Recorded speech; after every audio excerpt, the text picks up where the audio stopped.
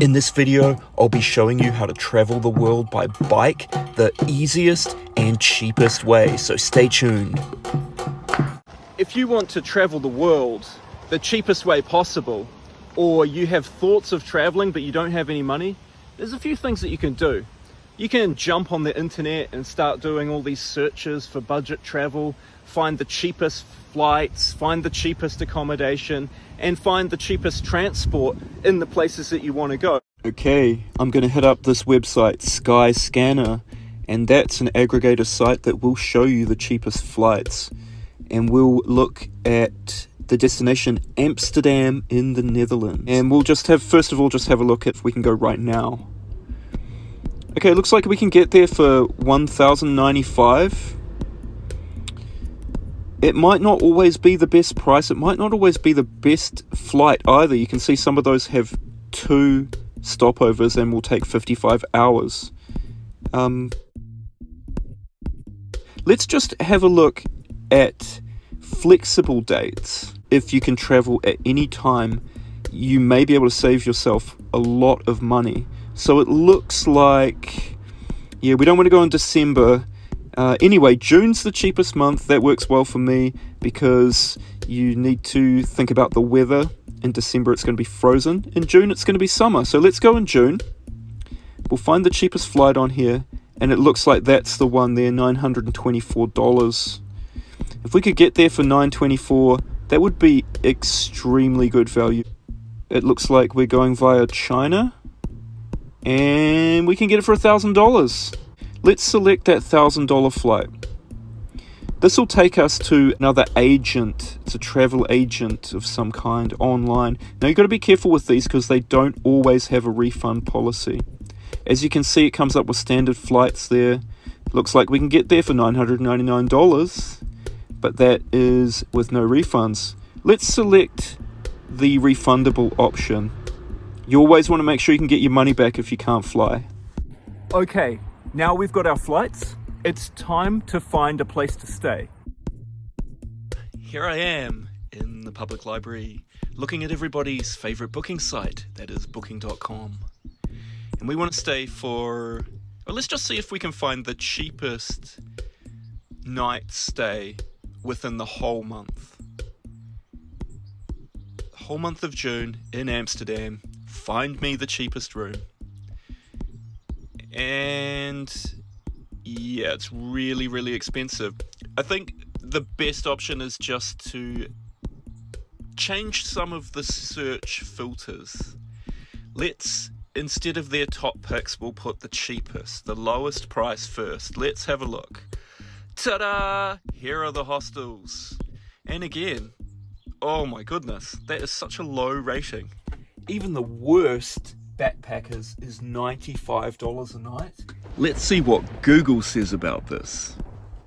Oh no. The biggest change that you can make in a place you want to visit, an expensive place, is to cut costs on accommodation or transport on the ground. The way I do this is to travel by bike. Now at this point you might be asking, hey Andy, how does a bicycle save my problems of accommodation when I'm traveling overseas? Well, it will allow you to go camping. You can use a bicycle like this to facilitate your camping adventure while traveling overseas. Now the way I do this is buy a cheap tent, put it on one of these handy luggage racks. I've got one on the back and one on the front, so I can carry a tent on the back and gear on the front, or whatever kind of gear I need for my adventures. And then I can stay in campgrounds, which are a heap cheaper than hotels, or you can go wild camping by heading a little bit out of the cities into the farmland and going camping for free. You don't have to spend a fortune on camping gear, but do take a sleeping bag. This is important. It will keep you warm at night. I take a small one like this. I also take a bedroll. Just a cheap one will do, but you can have more expensive ones and they're more comfortable. Take a bag to put all your stuff in. I take a backpack, and most of the time I take a small backpack, like a school bag. All of my gear put together, cost about as much as a box of beer. My tent was $5 from a second-hand shop. It's very easy and fast to put up and take down, and it's a nice dark colour, so it blends into the forest, perfect for stealth camping.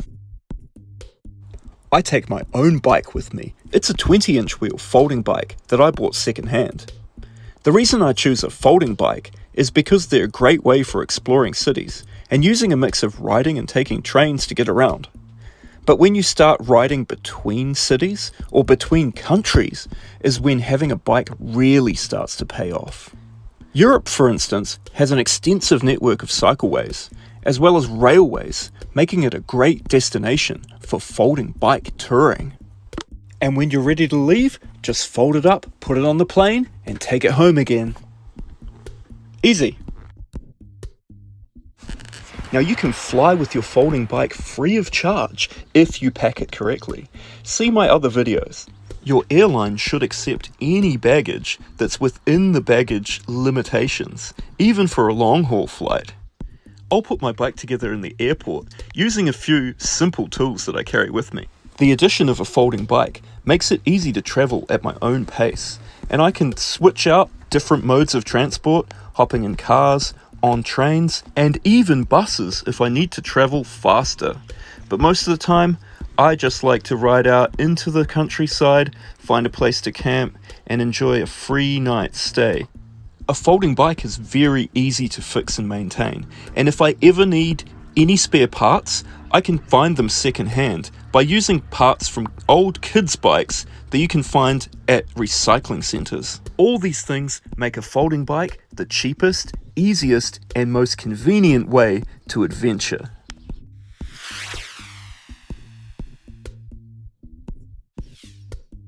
You can buy a bike like this or similar secondhand in your destination and use it to get around and see all the things you want to see while you're there. Now, a bike like this bought secondhand costs even less than a train ticket in most countries. Okay, let's imagine we're visiting London and we want to buy a secondhand bike. Well, I'm on Craigslist right now. We're going to see if we can get one for free. Let's see if there's any free bikes in London. No, not today. However, there will be some for a really low price. So let's look at £10 through to £100. And that's probably what you could get a pretty good secondhand bike for. So I'd be looking at one that has luggage racks. There's one there. And even though that says women's bicycle, I'd be inclined to go with something that has a luggage rack already fitted. It just makes it a lot easier. And just to show it's not a fluke, let's have a look for bikes in New York City. And let's look for folding bikes. And actually there's a lot on offer. We'll just select... This one looks good. 150? That actually looks pretty good. Let's see what we get for 150 in New York. Euro Mini Compo folding bike, 20-inch wheels.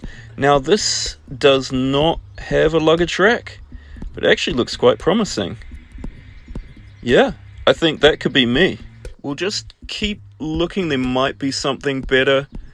Oh, yeah, that's it. Half the price. And there's a luggage rack on that one too. Dahon folding bike.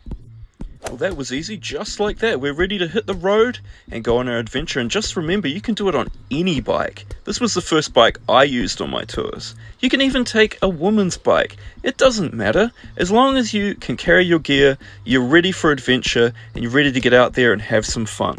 The beauty of traveling by bicycle means you can travel under your own steam and go at your own pace. And because bikes are not created equal, well, they're all different, you're able to customize it to provide the exact type of transportation that you need. If you need to go fast, get a fast bike. If you want to go slow, get a cruiser. If you want to put the bicycle on other transports such as trains and planes or even in cars, get a folding bike like this one. There's plenty of options. If you think outside the box when it comes to travel, you'll be able to solve a lot of problems by the addition of a bicycle. A bike like this can carry plenty of camping gear. I put my gear on both the racks, the rear one and the front one, and sometimes I even tie it to the handlebars. If you have a bike that's bigger than this one, then you can carry even more gear, meaning more possibilities or a chance to travel further for longer. You can still use a bike to get around and then stay in hotels, Airbnbs, or even try and meet people and stay with them. There's plenty of ways that you can use a bike to make your overseas adventure even cheaper. Self-supported cycle touring is a great way to see the world. And if you follow these steps, you're going to save thousands of dollars, which means you can travel even further and see more than you ever thought possible.